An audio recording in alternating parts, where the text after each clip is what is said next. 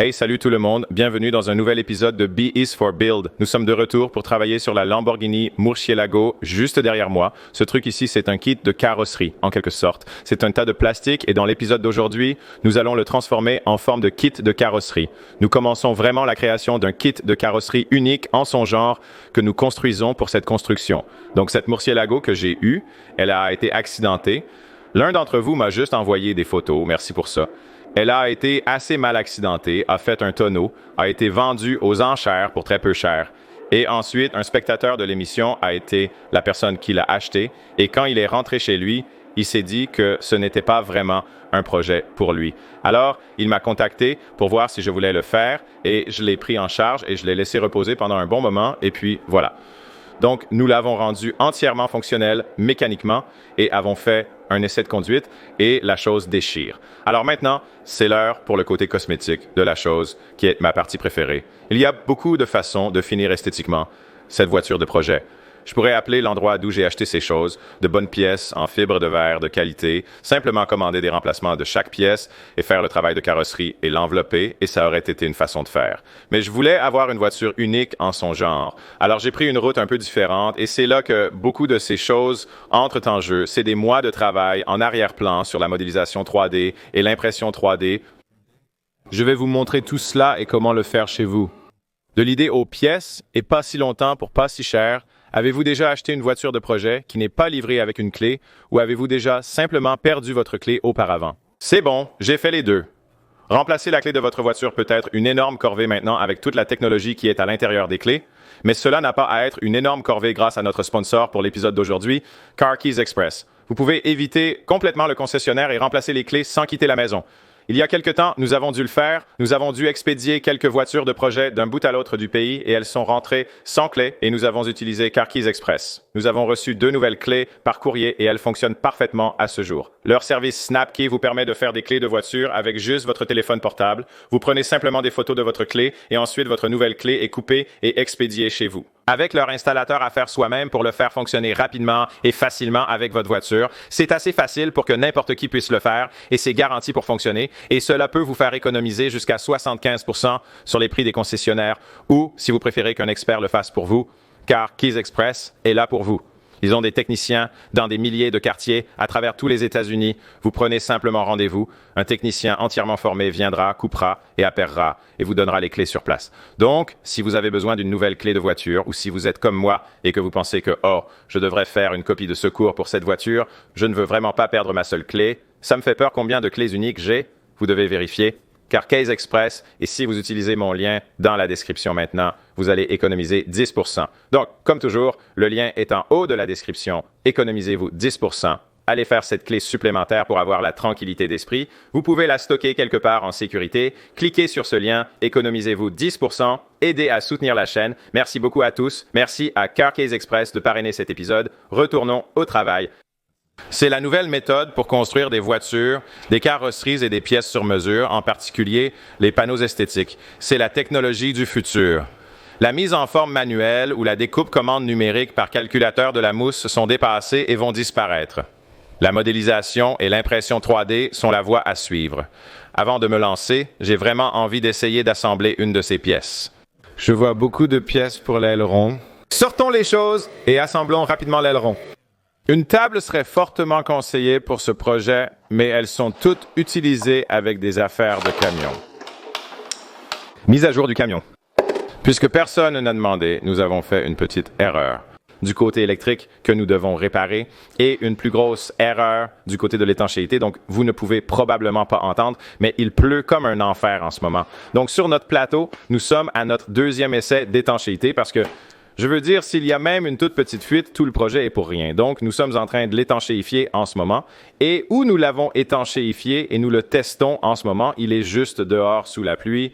Mais il y a une mise à jour très importante du système électrique parce que nous avons accidentellement construit quelque chose d'un peu dangereux. Donc, si vous avez suivi ce projet et pensez à nous suivre, ne le faites pas, mais aussi j'aurai une mise à jour pour cela dans notre prochain épisode de Camion.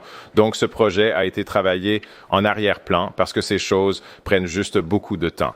comme imprimer l'une de ces pièces est essentiellement une grande partie d'une journée, et parfois vous pouvez en faire une de plus de celle-ci et l'allumer et partir pour la nuit.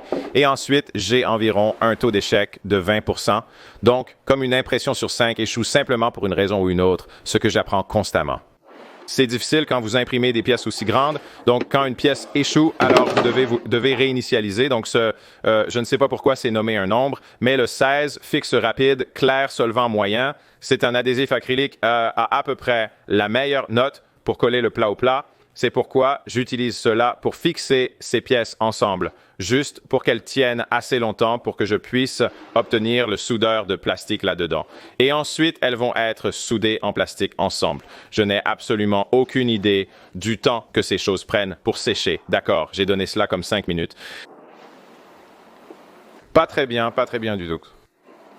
Je chauffe le soudeur de plastique. Nous allons revenir au plan A, ce que je vais faire avec les soudeurs de plastique. Je ne sais pas si vous allez pouvoir voir cela sur toutes les pièces de base. Il y a cette petite quantité ajoutée. C'est le bord autour de cela qui aide à le coller au lit. Et parfois, vous obtenez même un peu de distorsion. Là, je vais juste prendre ça et l'utiliser presque comme ma tige de remplissage que vous le feriez si vous êtes un soudage. Et je vais juste un peu égaliser tout cela qui connectera ces deux pas super fort. Mais ça va les connecter et faire le travail dont nous avons besoin. Ouais, je remarque qu'il y a un peu plus de travail de post-traitement impliqué dans ces choses que je ne l'attendais. Mais nous apprenons.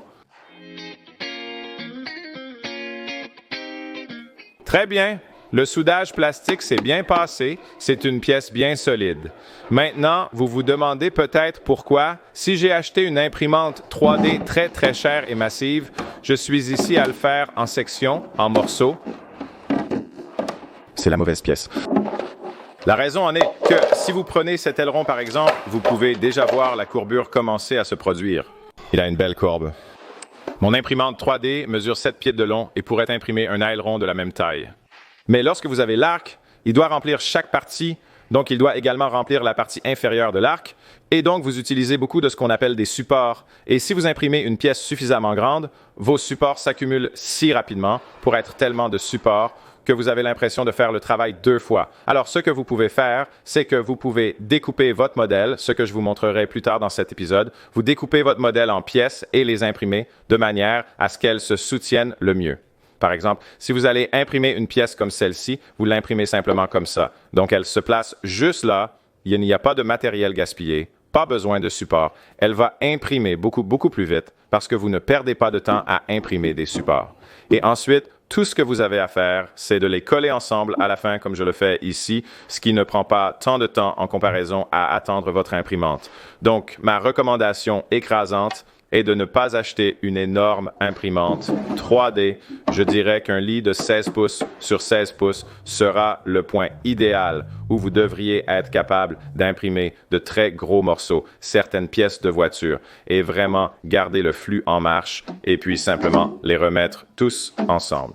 L'autre chose qui vaut la peine d'être notée aussi, c'est que vous pourrez, pour le même coût, comme mon imprimante principale coûtait 20 000 $, il aurait été tellement plus intelligent d'acheter 6 imprimantes à 2 000 $ parce que alors je pourrais imprimer 6 fois plus vite. J'aurais pu simplement faire tourner ça à plein régime pour faire tout ce travail et à la place, je n'en ai qu'une. Donc, c'est une idée terrible. Il faut absolument acheter un tas de ce qu'ils considèrent encore comme de grandes imprimantes 3D, de grandes imprimantes 3D de grand volume.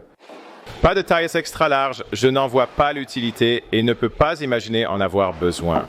Je vais souder le tout en plastique avant que la batterie de la caméra ne lâche et vous montrer le résultat.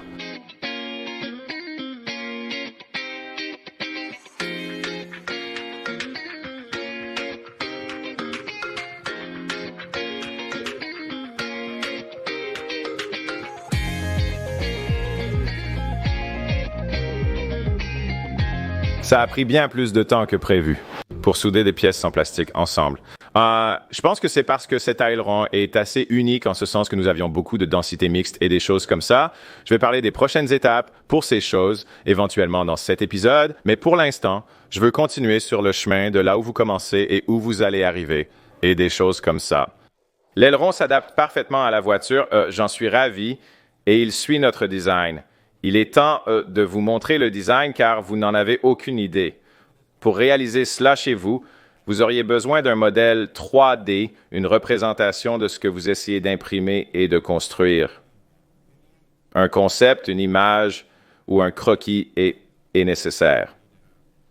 Laissez-moi vous montrer quelques idées depuis l'ancien bureau sur l'ordinateur, mais nous en sommes sortis car quelque chose s'est passé. Cela fait maintenant 9 ans que je fais des vidéos sur YouTube et heureusement, cela ne s'est jamais produit auparavant.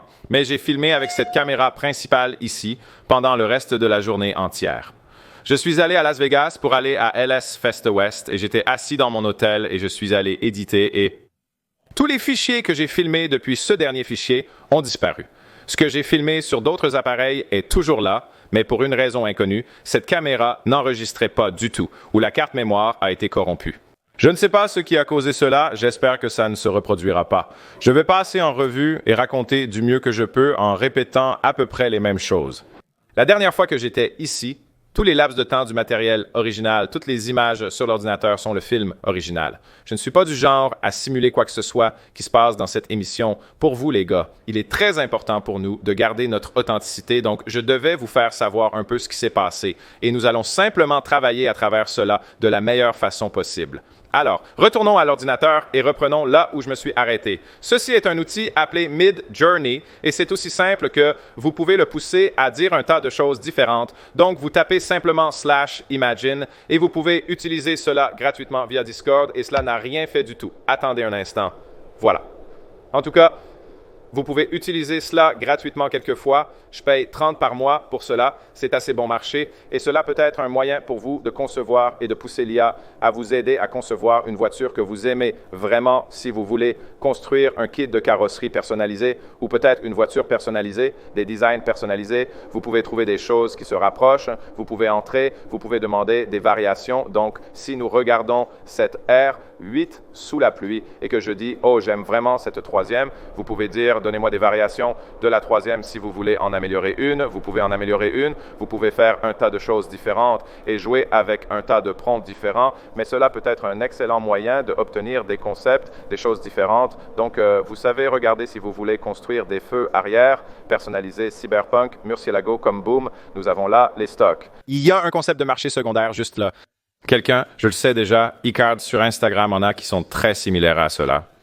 Et il y a un concept intéressant de carrosserie élargie avec un garde-boue surdimensionné à l'arrière. Alors, vous pourriez passer de ça et simplement dire 1, 2, 3, upscale un troisième. Et maintenant, vous devez aller dans le monde du modèle 3D, n'est-ce pas? Donc, à partir de là, vous pourriez dire contacter un modeleur 3D que vous trouvez sur, vous savez, Fiverr ou un tas de sites différents où vous pouvez les embaucher pour faire des projets comme celui-ci, ou vous pouvez y travailler vous-même. Laissez-moi vous montrer à quoi cela ressemble dans une forme de base. Donc, c'est comme un modèle de base de Murcielago que vous pouvez télécharger en ligne et vous pourriez commencer à modéliser différentes parties. Différents élargisseurs d'ailes de kit de carrosserie larges comme cette lèvre est ici, c'est du marché secondaire.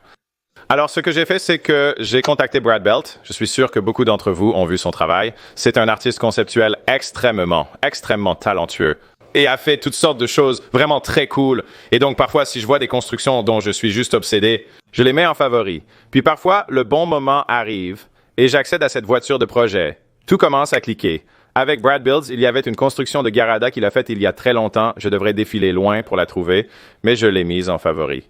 Quand le logo de Mercy est arrivé avec tous ces panneaux endommagés, j'ai pensé, eh bien, ce serait très amusant de le faire dans le style en largeur de corps que Brad avait fait auparavant. J'ai contacté Brad pour lui proposer une collaboration sur ce projet. Faisons quelque chose de cool. Veux-tu créer un kit personnalisé pour cette voiture? Et il a dit oui. J'étais donc super excité. Donc, si vous avez la chance de travailler avec un designer ou d'embaucher quelqu'un pour modéliser en 3D pour vous, en dévoilant tout cela, vous pouvez voir que ce sont des pièces que j'ai été en train d'imprimer. Ceci est une règle de mesure pour mettre toute la voiture à l'échelle réelle. C'est ce que Brad livre et c'est absolument magnifique. Un concept de carrosserie large. Et nous échangeons des idées et des choses que vous savez, oh, comme je dirais, oh, je ne peux pas construire ça dans la vie réelle. Pouvons-nous le changer? Pouvons-nous faire ceci? Pouvons-nous faire cela?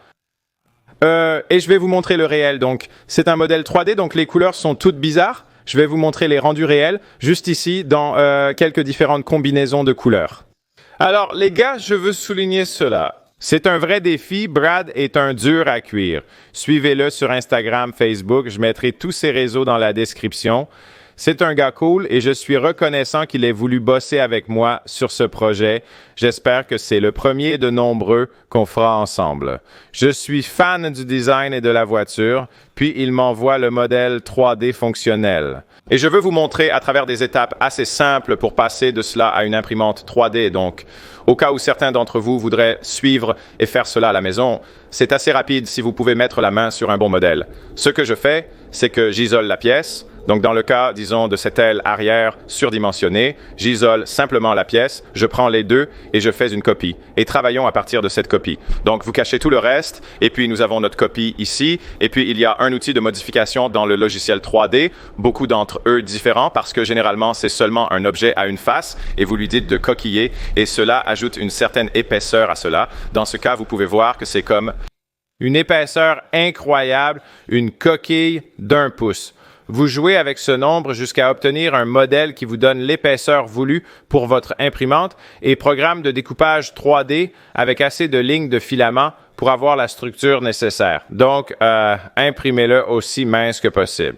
Vous avez maintenant une pièce de modèle 3D fonctionnelle et si je regarde les mesures, c'est assez grand, c'est Est-ce réel? Est-ce vraiment 68 pouces de long? D'accord, c'est une pièce de 5 pieds de long.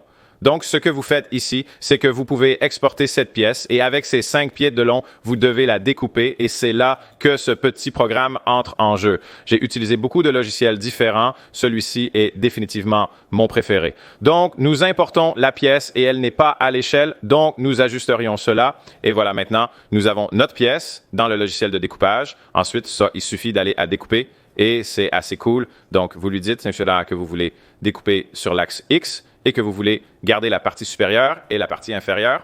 Ensuite, je le découperai par une grille. Et ce que cela fait, c'est qu'il va essentiellement le découper en pièces utilisables dans votre imprimante 3D. Si vous le faites comme ça, vous pouvez les imprimer tous verticalement et c'est ce que je vais vous montrer. Donc, vous allez découper par grille. Mon imprimante a facilement, disons, 400 mm d'espace de grille. Celui-là n'a pas d'importance et puis boum, vous avez vos multiples pièces, vous pouvez les exporter. Ensuite, vous les mettez dans votre logiciel de découpage. C'est un garde-boue avant que j'ai imprimé la dernière pièce, mais ça ressemble à ça et ensuite vous sélectionnez simplement les pièces. Imprimer les pièces une à une est assez cool. Cela représente le lit entier de mon imprimante. J'aime imprimer une pièce à la fois, puis coller toutes les pièces ensemble pour obtenir une pièce de voiture. Je n'utilise que la section centrale de mon imprimante 3D, ce qui montre à quel point elle est sous-utilisée. Après l'impression, vous obtenez une pièce comme celle-ci, une ancienne pièce de Mustang que vous retirez du lit d'impression. C'est en fait nos déchets. Mais c'est ainsi que nous avons commencé à faire notre pile de pièces à assembler. La plupart sont composées de 2 à 4 pièces séparées qui doivent être soudées en plastique avant d'être post-traitées. Donc, après avoir regardé ce garde-boue géant, assemblons-le en une seule pièce.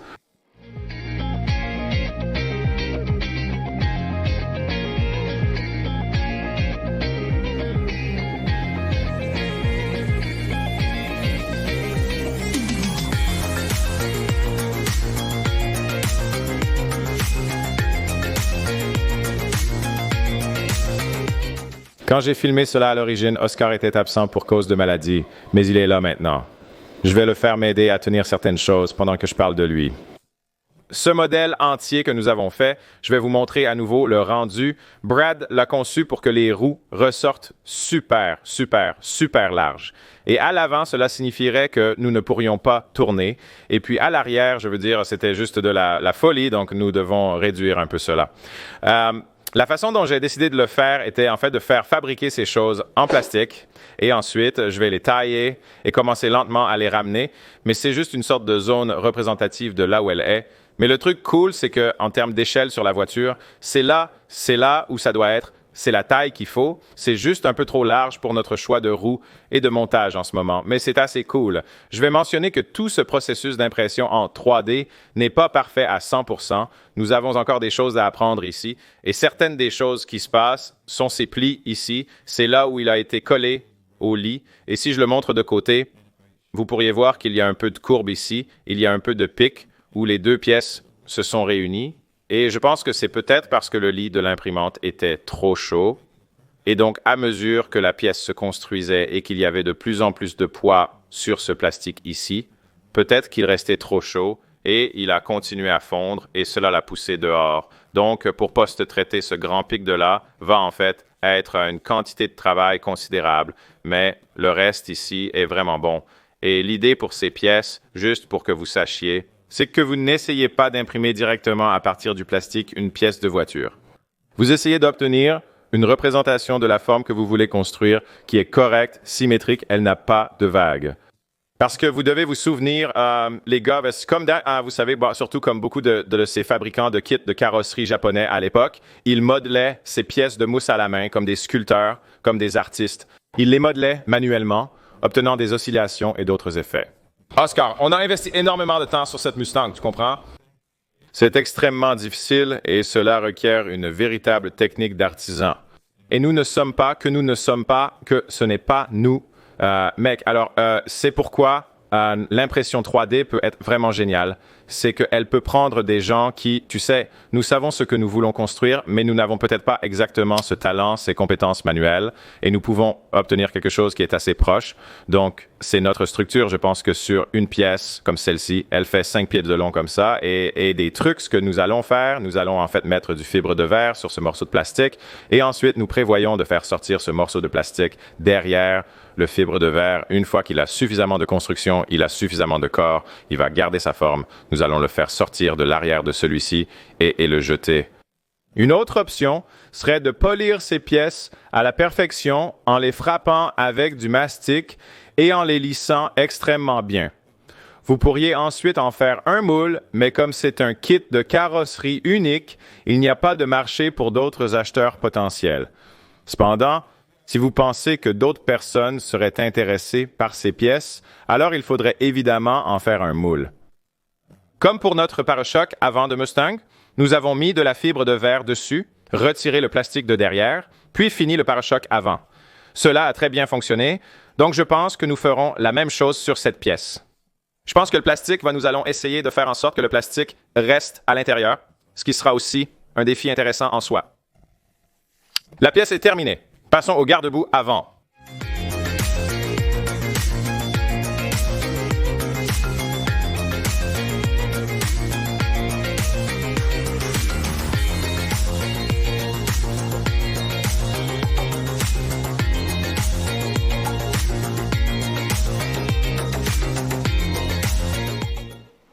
Cette pièce avant, je n'ai même pas eu le temps d'en faire deux et c'est plutôt bien parce qu'il y a du travail à faire sur cette pièce. Elle n'est pas si bien. Nous avons beaucoup d'ondulations ici.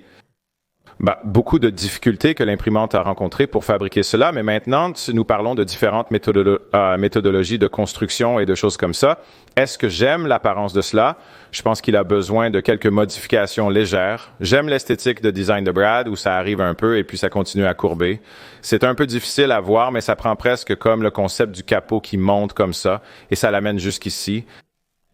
Et le propulse. Donc, je pense que Brad a frappé fort. En ce qui concerne, c'est une forme cool pour un garde-boue. Mais d'ici, il y a beaucoup d'espaces vides que nous allons remplir. Il y a des lèvres et il y a différentes choses qui entrent en jeu. Mais l'autre chose dont Oscar et moi avons parlé quand nous avons regardé ça, c'est nous devrions fabriquer cette pièce en métal. Ce sera probablement beaucoup plus rapide. Vous pourriez facilement le fabriquer en 2 pièces. De métal et simplement les façonner. Donc, nous pourrions avoir besoin d'une roue anglaise ici. Nous avons un rétrécisseur et un étireur. Mais en tout cas, le plastique est tout assemblé et tout est là. Et j'ai aussi avancé et fait la jupe latérale inférieure qui se rejoint ici. C'est plutôt cool, mais cette impression était tellement mauvaise et nous avons tellement de mauvaises ondulations et d'erreurs. Ici que je n'ai pas remarqué jusqu'à maintenant que cette pièce est nulle. Elle va être jetée. Nous allons la réimprimer en nous concentrant davantage pour éviter ces ondulations.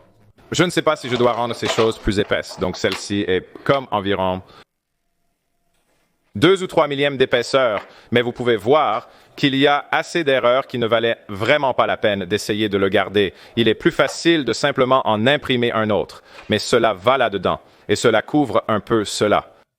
Je dois avoir la suspension pneumatique réglée assez bas dans ce coin, car elle touche le sol, mais elle va quelque part comme là. Alors laissez-moi assembler tout cela. pour vous rapidement. Mettre quelques boulons dans certaines de ces choses pour que je puisse les monter sur la voiture et vous montrer à quoi ils ressemblent tous ensemble.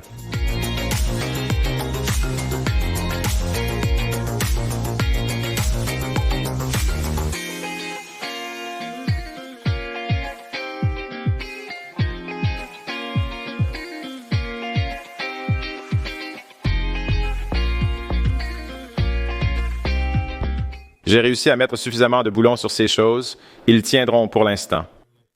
J'ai noté un point concernant notre aile arrière. Cela se produit quand on part d'un modèle de jeu vidéo et qu'on tente de tout mettre à l'échelle.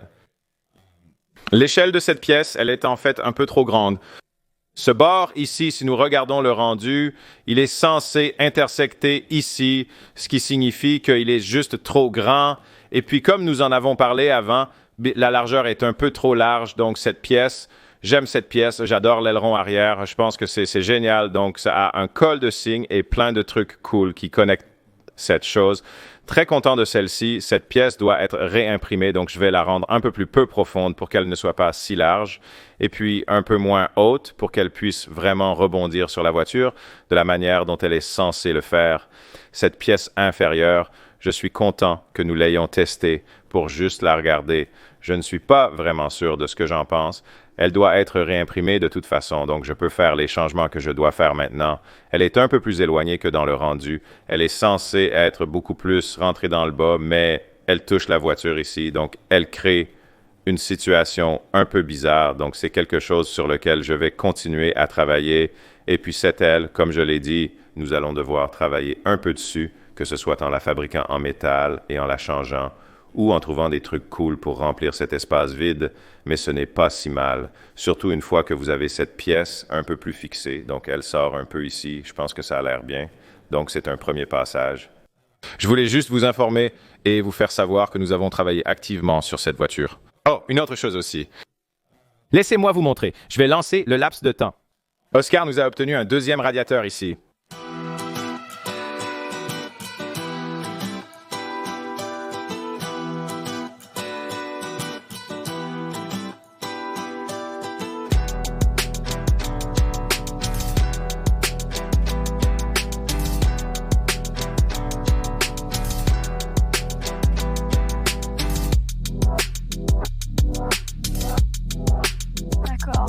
Merci. Oui.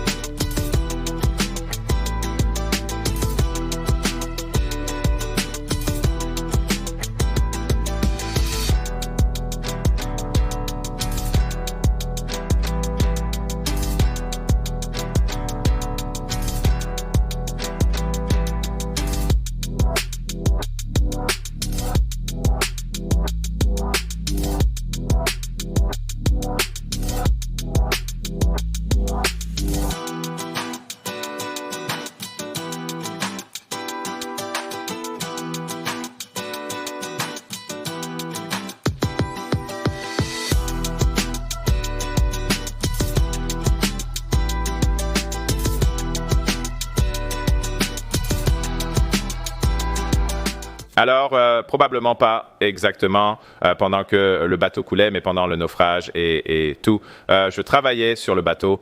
Oscar était ici et il travaillait sur ce radiateur. C'est un radiateur de Alloy Works. Il vient en fait d'une Honda Civic et Oscar a fait un travail incroyable pour le modifier pour qu'il fonctionne avec notre Murcielago. Donc, si nous allons vers ce radiateur ici, cette chose et l'unité de ventilateur coûtent environ 2500 $ plus ou moins comme d'occasion. Et Oscar a pu utiliser des radiateurs de Alloy Works. Ils utilisent du bon aluminium. Donc, Oscar a soudé dans l'aluminium. Nous avons donc modifié le design pour avoir une entrée et une sortie identiques avec un double passage. Donc, vous placez un canal ici, y mettez un bloc, puis le fluide entre là monte et ressort par l'autre côté.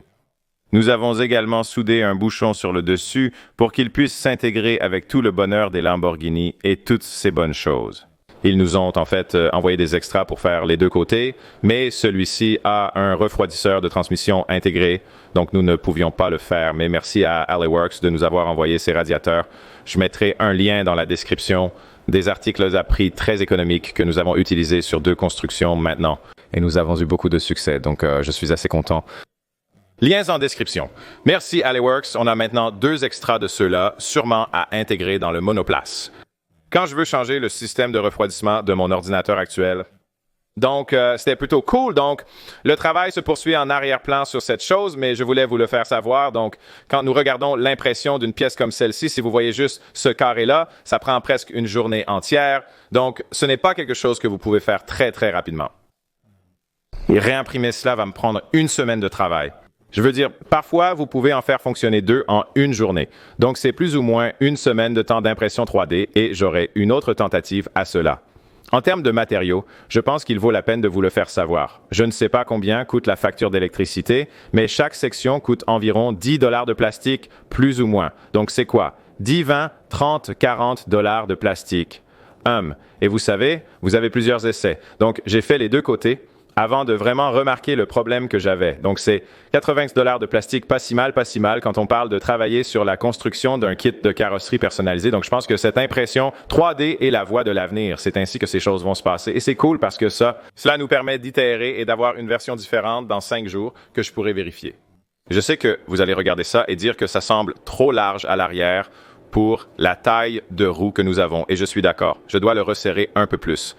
À part ça, faites-moi savoir ce que vous pensez du concept, de la direction du projet. J'aimerais entendre votre opinion. Je sais que beaucoup d'entre vous aiment une bonne construction, original equipment, manufacturer propre, et nous essayons de faire celle-ci. Nous pourrions toujours revenir en arrière et faire ça plus tard. Pour cette voiture que je vais posséder et utiliser personnellement avec les airbags, je devrais pouvoir entrer dans mon allée. Nous devrions aller tester ça. Bientôt, j'essaie aussi de reconstruire complètement mon allée pour pouvoir conduire plus de voitures dans ma maison. Si des gars de construction de béton ou d'allées regardent dans le nord-ouest du Pacifique, veuillez m'envoyer un email. J'essaie de commencer à obtenir des devis.